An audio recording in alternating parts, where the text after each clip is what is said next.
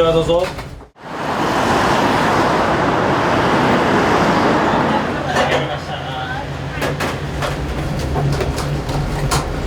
これじゃ仕事雑。これ全然だね、全然だね。これじゃ生姜が全然出ない。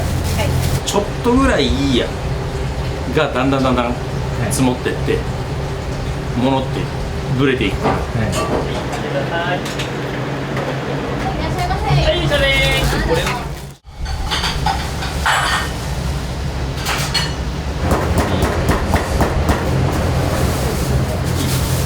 表面に傷つけるんじゃなくて、これじゃダメだから。割れないとだ。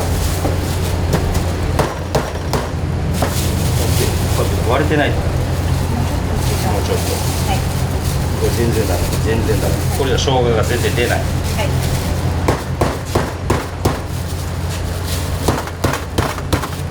このぐらい。オッケー。オッケー。これももうちょっと。オッケー。これはだいたいこのスープ1個に対して2キロぐらいが沈む。じんわりじんわりだし。こっちは今スープかき始まってて、結構これ見てもらうと分かるんだけど、豚のげんこつとあと鶏ガラとね、ちょっと透けて見えてる鶏のもみじってのは足だね。あれ全部鶏の足、爪の部分ね。あれが結構ね、スープのゼラチン質を高めてくる。今もうスタートの状態。これある程度かけて、でそこに時間によってまた野菜が入っていったり、生姜が大量にこう入っていったり。新潟の長岡の生姜醤油ラーメンってじんわりその生姜の中の、ジンゲロールっていう成分をスープの中に出していく感じで、そのためにはあの塊をハンマーで叩いてちょっと亀裂を入れたものを静かに沈めていく。だからラーメン食べてると必然的にじんわり汗かいてくる。体の芯から温めるっていう、なんか雪国ならではの。でも反対派じゃなくて使った方が美味しくなる。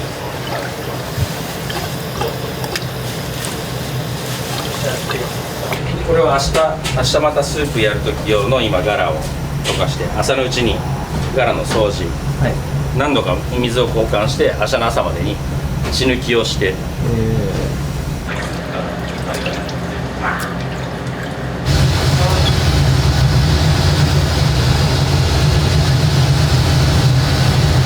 今ちょうどかけ始めで、毎日だいたい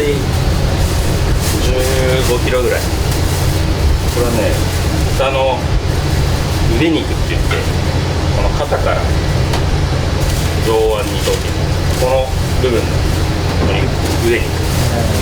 もともと新潟の長岡の生姜醤油ラーメンはこの腕肉を使ってるところが多くて、この腕肉の面白いのは油が噛んでるところと赤身だけのところと食感がこう部位によってこう違う。それをこう混ぜながらラーメンにのせていく感じ。あ、2サブソだよ。いいね。はい。そろそろだからね。はい。気をつけて。これ沸騰させないように、ボコボコに沸騰させないように、今もう爆一歩手前で火を弱める。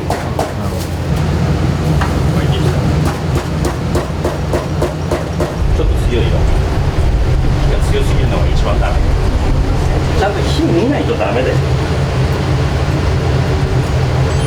こんなに一気に動かす人いない。みんなちょっとずつ動かして一番いいところを探るの。これじゃ仕事雑。これをじっと見ててもどのぐらいか分かんないでしょ。今動かしてって言ったらグーッと動かしたでしょ。あんなにいっぱい動かしたらまた強い、はい、また弱い、また強い、また弱い、それ繰り返すだけ。強いとお肉の外側は火入るけど中心は生、外側だけボロボロになっちゃう。これ今少し弱くしたから、これでまた何か入れたら5分に1回は必ず見て。細かいしうるさいっていうなんだろう、やっぱもともと俺がコック上がりだからでホテルとかで修行したコクガリダラっていうのもあるんだけど、はい、ちょっとぐらいいいやがだんだん積もってって、物ってブレていくから、お客さんから毎日変わらぬ金額でね通ってもらってる以上、やっぱり変わらぬ毎日同じものを提供できるっていうのが、こっちの使命だと思ってるし、そこは結構うるさく言ってるから。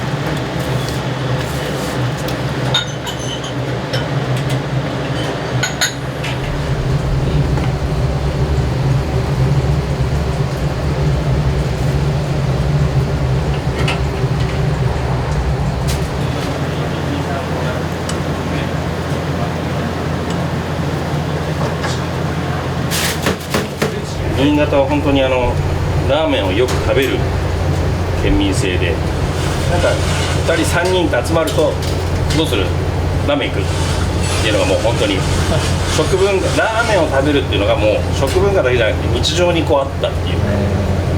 ここ最近は新潟に帰る機会も多くなって、新潟でラーメンイベントを新しく立ち上げたりとか、今かなり新潟ラーメン注目されてると思うし、この間年末に歌舞伎町の大久保公園であったご当地ラーメン総選挙っていう、ラーメンバトルがあったんだけど、そうでも今全国2位になったりとかして、ようやくなんか新潟ラーメンがこう広まってきてるなっていう。去年の暮れやったのが第2回目だった、でその前の年に1回目があって、その時に山形の酒田のラーメンが優勝したんだ、で山形と新潟って麺の消費金額全国で1位2位をずっと争って、ずっと山形が1位で、何年か前に1回新潟が1位になったことがあって、でそこでもう毎年のように1位2位が山形新潟、山形も新潟には負けない、新潟も山形には負けたくないって思う結構ね、東京って新潟の人多いのよ。みんな多分東京でこう生活してて、俺もそうなんだけど、こっちにも慣れたけど、たまにやっぱりこう帰りたくなったりとか、でもなかなか帰れなかったりする中で、あ、そうそう、この味だよこの味とか、これはねうちの家の近くのどうのこうのなんだって、もうそんななんかこう新潟を感じてもらいたいみたいなのがあって、こういうのを飾るようになっていったのもあって。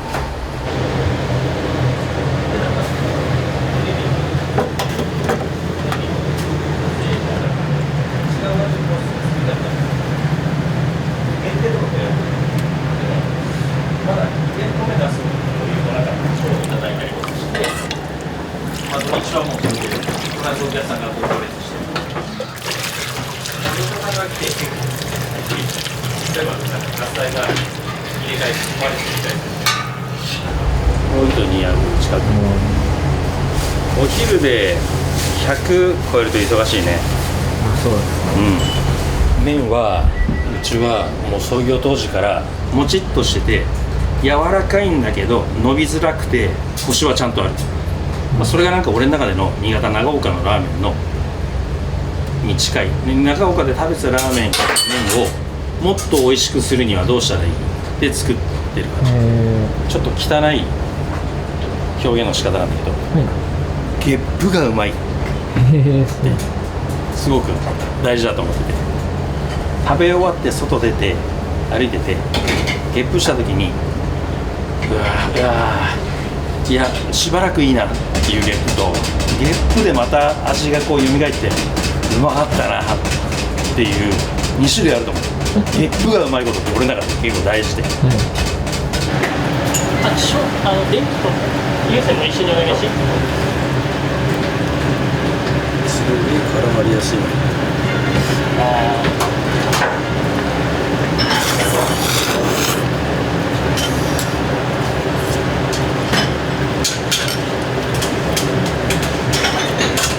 しいよこれ。はい。細いってなんか弱そうで柔らけえのかなと思ったら、ちゃんとコシあるでしょ。あります。僕は何をされてるんですか？この25、26の炊き出し行くときに知り合いの製麺屋が麺協賛したいって言ってくれて、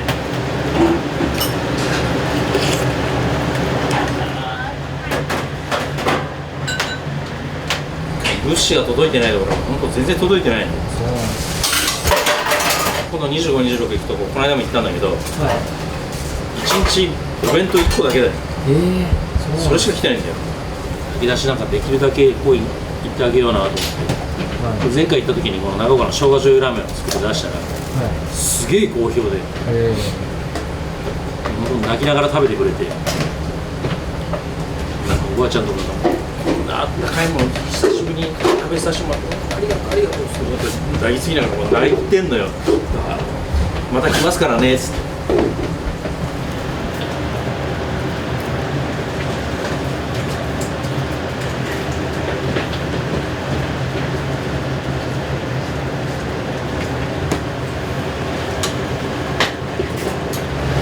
便利なものがあって、ここにスープを見て浸らして測定すると、濃度と塩度が測れる。これを毎日やってブレを調整していく。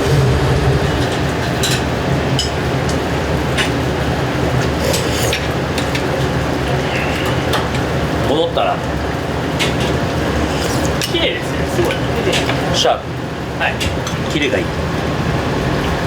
俺がここ最近ちょっと前言ってた、はい。いまいちキレがない、甘いけどキレがない、うまいけどなんかもう少し塩分あってもいいって言ったのが分かるでしょ。はい。多分塩分が足りてないんじゃなくて、このキレがないから醤油がキリッと立たないんだね。ああいう時すげえうまい。ちゃんと戻った理由は何だと思う？やっぱりタレの沈殿物だと思います。あれの調整がうまくいきます。あ、今日は美味しいです。美味しい。昨日はちょっと硬い。今日はちょっと硬い。ちょうどいい。ありがとうございます。今日はかなり100点に近いです。結構細かくうるさく言う方だから、じゃないと勉強にならないし。で、スープ毎日ああやって炊いてるけど、火が強い時間が長くあったりとかすると、それだけスープが濃くなっちゃうね。でスープが濃くなるイコールタレの醤油の味とかはこうマスキングしちゃうから、ちょっとやぼったくなっちゃう、キレがなくなっちゃう。うちが望んでるのはしっかり濃さもあって甘さもあってキレがあって醤油が立ってて生姜が香る。これもなんかこう全部がこう満たしてないとダメで、今日はみんな満場一致でうまい。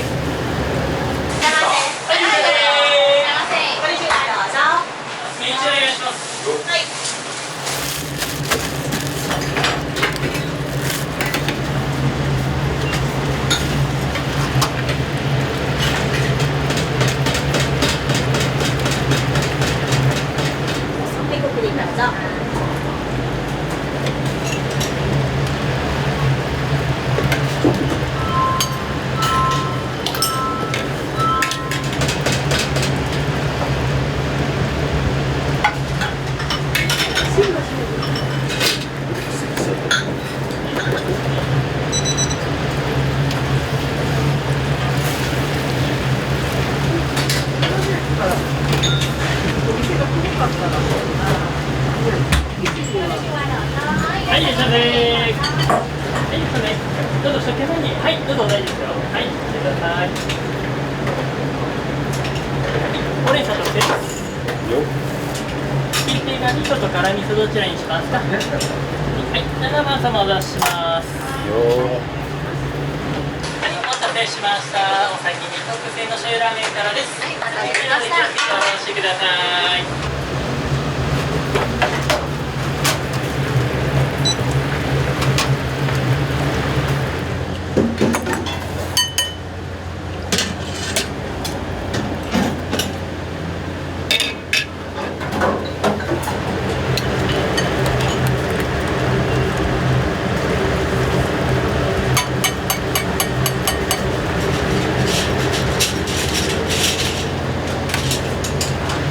ありがとう。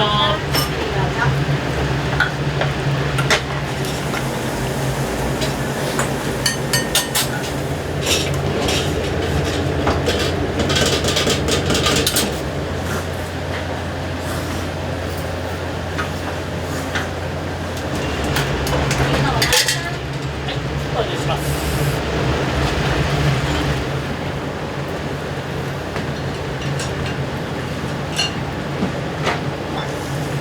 はい、これ特製です。はい、お入ります。はい、お願いします。ございます。ちょっとお願いします。はい、またお願いします。ありがとうございました。ありがとうございました。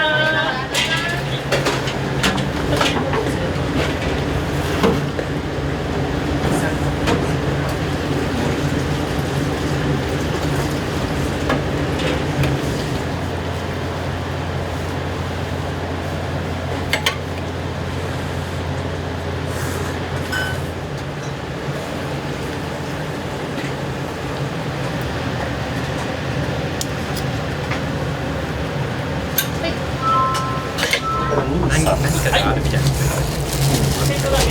計算でお願いします。はい、いらっしゃいませ。はい、こんにちは、どうぞ。はい、どうぞ。いらっしゃいませ。いらっしゃいませ。2名様ですが、3人ですね。はい、どうぞ。初めて来ました。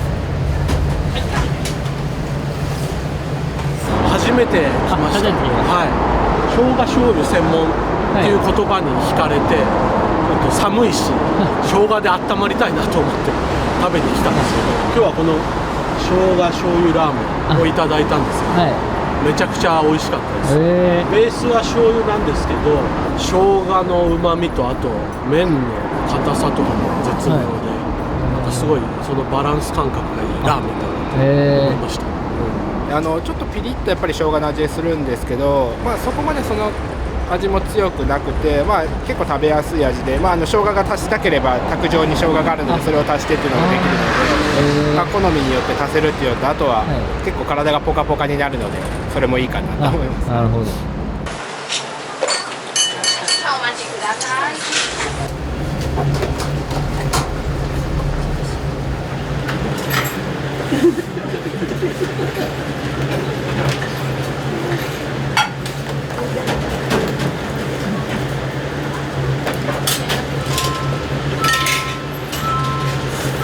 どうぞいらっしゃいませ。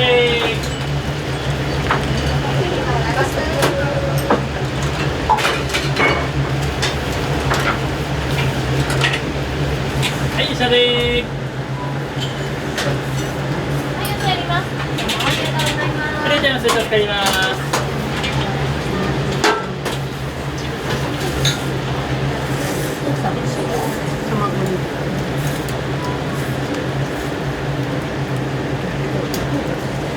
はい、あと23出します。ですかね、こちら塩の卵のお客様からです。はい、お待たせしました。気をつけておろしてください。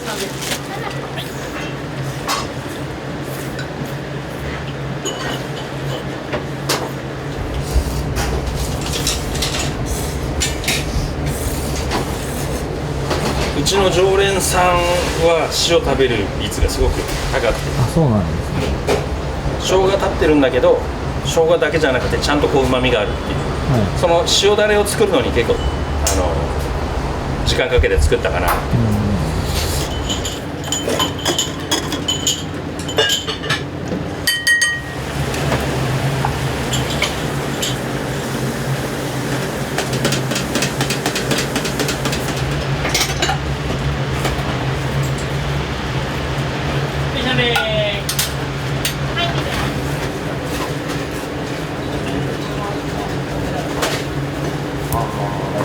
で、外特製です。電車準備するともそれで最初にお願いします。はい、そちら普通です。はい、お願いします。片野3つお願いします。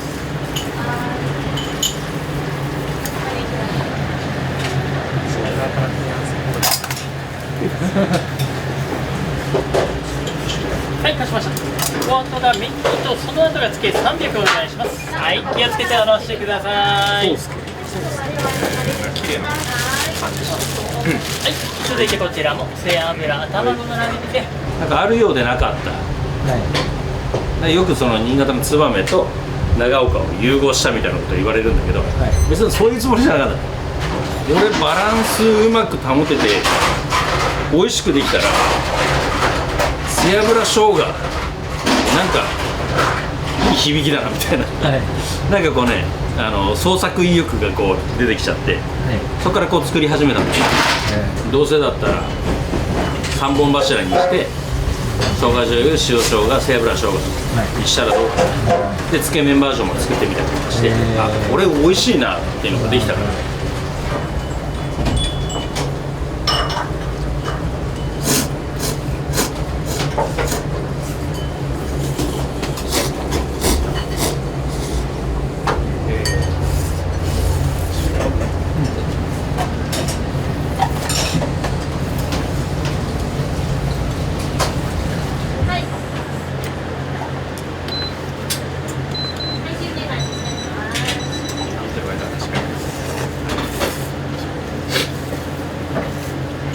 背脂で少し甘みがありつつ生姜のピリッとした感じもあるような、ちょっとこってりな感じはしますけども、まあでもなんかよくある背脂のラーメンよりかはすっきりとしている印象はあります。お後のつけ3尾2ついただきました。よっ。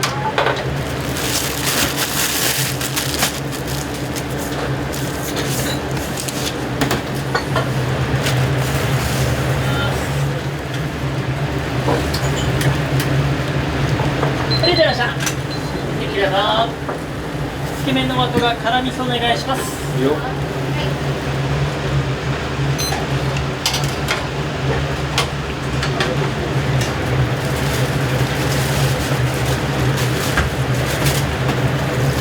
はい、203ミリ。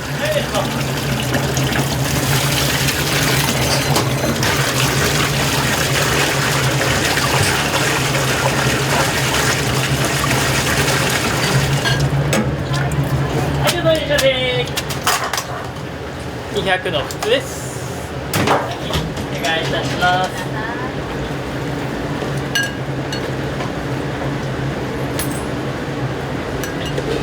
90番様出ます。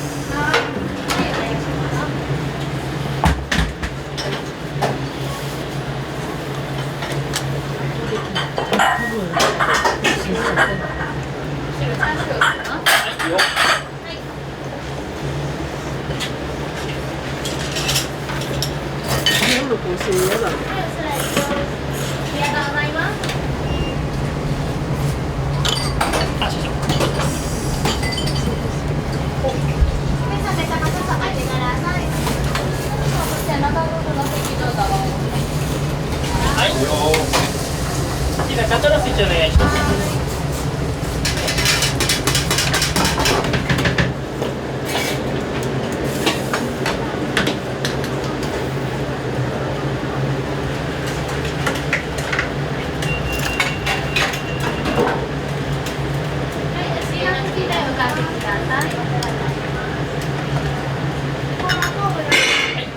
お願いします。この餃子なんかは新潟の業者さんに作ってもらってる。そうなんですね。餃子の中にもう背脂と生姜がたっぷり入ってるんだけど、で提供するときはこれをさらに上に背脂かけて、生姜バーン乗っけて、それをソースとしてこう絡めて食べてもらう。はい、いいでしょうね。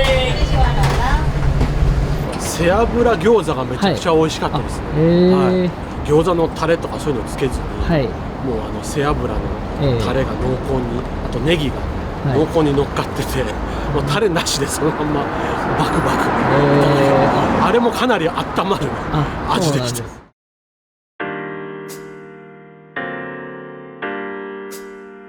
新潟の長岡の宮内って町があるんだけど、そこにね青島食堂っていうもう本当有名な生姜醤油ラーメンの老舗のお店があって、もうなんかそこはもう本当に地域じゃ有名で、中学生の頃自転車で10キロぐらい離れてるところにしょっちゅう自社工場で食べ行ってた、でまあいろいろあり、学校途中で辞めたりとかしてるうちに将来こうどうしようかなって考えるようになってきて、でやっぱその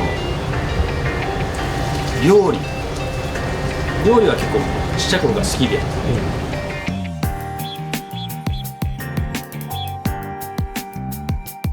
育った新潟のラーメンをなんかやりたくなる。やっぱ自分の幼少期に食べてたものに自分が一番美味しいっていうラーメンを作りたいっていう、なんか本当なんか純粋な気持ちからそこにこうなってて、もう思い切って新潟ラーメン専門店にしよう。